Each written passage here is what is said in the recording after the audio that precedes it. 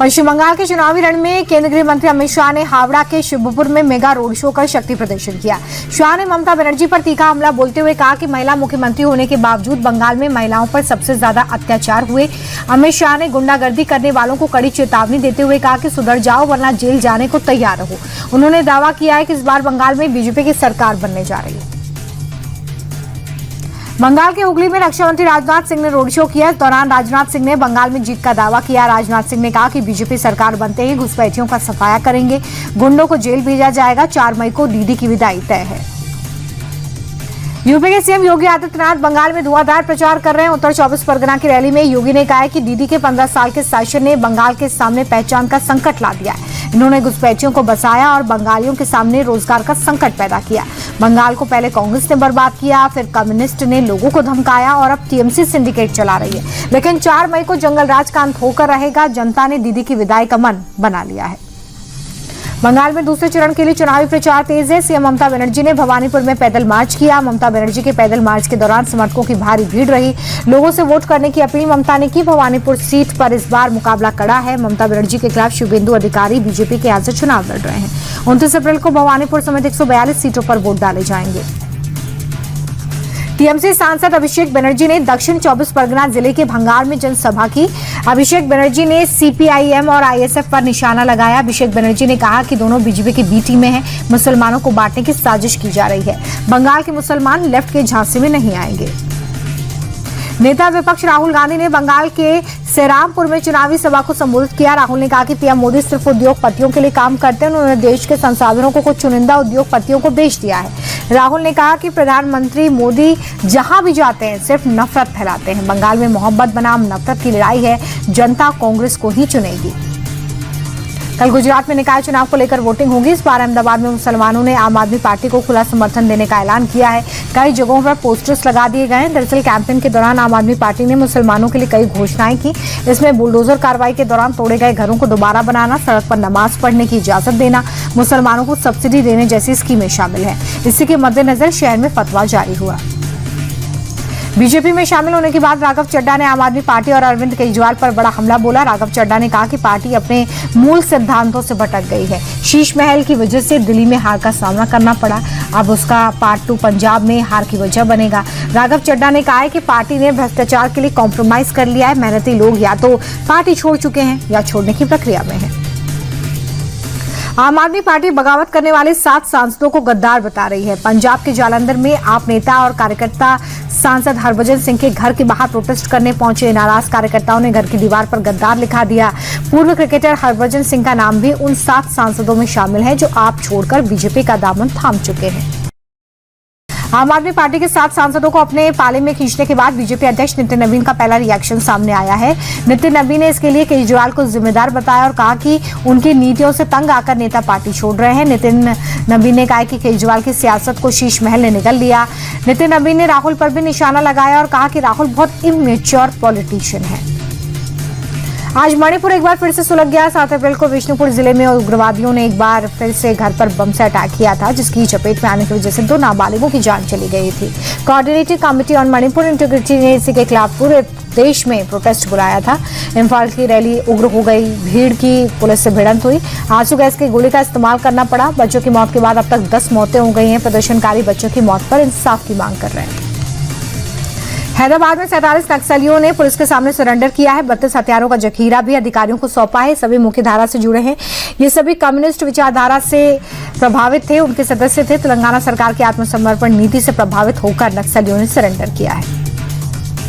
उत्तर प्रदेश के कौशाम्बी से रोंगटे खड़े कर देने वाली वारदात सामने आई है, जहां पर एक कमरे पर कब्जे को लेकर दबंगों ने ग्राम प्रधान पति पर बम से अटैक कर दिया है।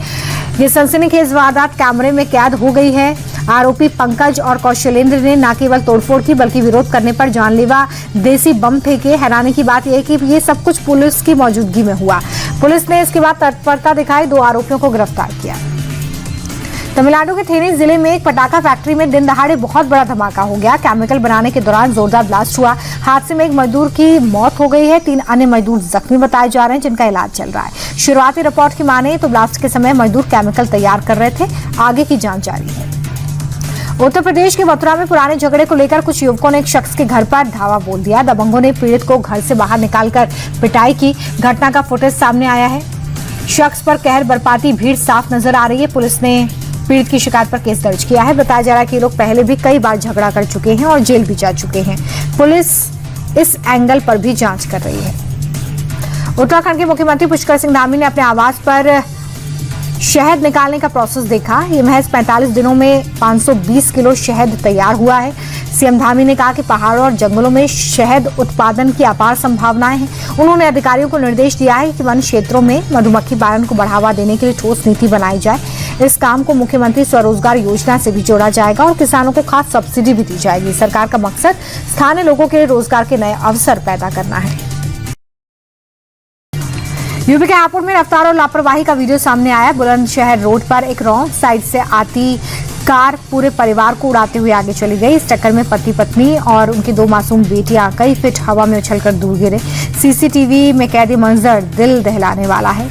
गंभीर रूप से घायल महिला अस्पताल में जिसका इलाज जारी है, जबकि बाकी सदस्य खतरे से बाहर हैं। वीडियो वायरल होने के बाद ट्रैफिक नियमों की धज्जियां उड़ाने वाले कार चालक के खिलाफ कार्रवाई की मांग उठी। दिल्ली में एक शख्स के हाथ को ग्राइंडर मशीन से काटने की कोशिश हुई। 32 साल के tent service provider Lokesh Gupta का इलाज एम्स में चल रहा है। दिल्ली के आरोपी ने कर्ज भुगतान से बचने के लिए पीड़ित पर हमला किया। कुछ दिन पहले 53 साल के विजय पाल की बेटी की शादी में टेंट सर्विस को बुक किया गया था, जिसका बिल 2 लाख रुपए बचा था। शख्स पेमेंट मांगने गया। आरोपी ने साथियों के साथ मिलकर उस पर अटैक कर दिया। पुलिस ने आरोपी समेत 2 नाबालिगों को पकड़ा है। यूपी के अलीगढ़ में एक हैरान करने वाला वीडियो सामने आया, जिसे देखकर आप भी सहम जाएंगे। सड़क ठीक करने के काम में लगे मजदूर पर कंक्रीट का एक बड़ा हिस्सा गिर गया, जिससे मजदूर मलबे के अंदर पूरी तरह से धंस गया। घंटों की मशक्कत के बाद उसे बाहर निकाला गया। अस्पताल में भर्ती होने के दौरान भी उसकी हालत गंभीर थी, मगर अफसोस वो ज्यादा देर तक जिंदगी की जंग नहीं लड़ सका। अस्पताल में उसकी मौत हो गई। इस्लामाबाद में राउंड 2 की बातचीत का कोई स्कोप नहीं है, क्योंकि ईरान का डेलीगेशन अमेरिका से बिना मिले ही वापस लौट गया है। इस बार मीटिंग सिर्फ शहबाज और मुनीर के साथ हुई। पाकिस्तान पहुंचते ईरान के सुर बदल गए। वो अमेरिका की सभी मांगों को नाजायज बताने लगा, जिसकी वजह से ईरान का डेलीगेशन एक दिन में ही लौट आया। ईरान और अमेरिका के बीच दूसरे दौर की बातचीत की कोशिश फिलहाल नाकाम हो गई है। ईरान की वार्ताकार टीम अमेरिकी डेलीगेशन से मुलाकात के बगैर लौटी, तो राष्ट्रपति ट्रंप ने भी अपने वार्ताकारों को पाकिस्तान भेजने से इनकार कर दिया। बताया जा रहा है कि दोनों पक्षों में स्ट्रेट ऑफ हॉर्मुज और यूरेनियम जैसे मुद्दों पर गतिरोध बना हुआ है। दोनों इन मुद्दों पर झुकने को तैयार नहीं है। ट्रंप ने कहा कि अमेरिकी टीम की यात्रा रद्द करने के 10 मिनट बाद ईरान ने नए प्रस्ताव पेश किए, हालांकि उन्होंने उसे अस्वीकार कर दिया। ईरान के विदेश मंत्री अब्बास अरागची अमेरिकी अधिकारियों से बिना मिले ही इस्लामाबाद से लौट गए। उन्होंने पाकिस्तान के पीएम शहबाज शरीफ और आर्मी चीफ आसिम मुनीर से मुलाकात की। अरागची ने पाकिस्तान को ईरान की शर्तें और अमेरिकी मांगों पर अपनी आपत्तियां भी सौंप दी। ईरान ने अमेरिका से सीधे बातचीत करने से इनकार कर दिया है।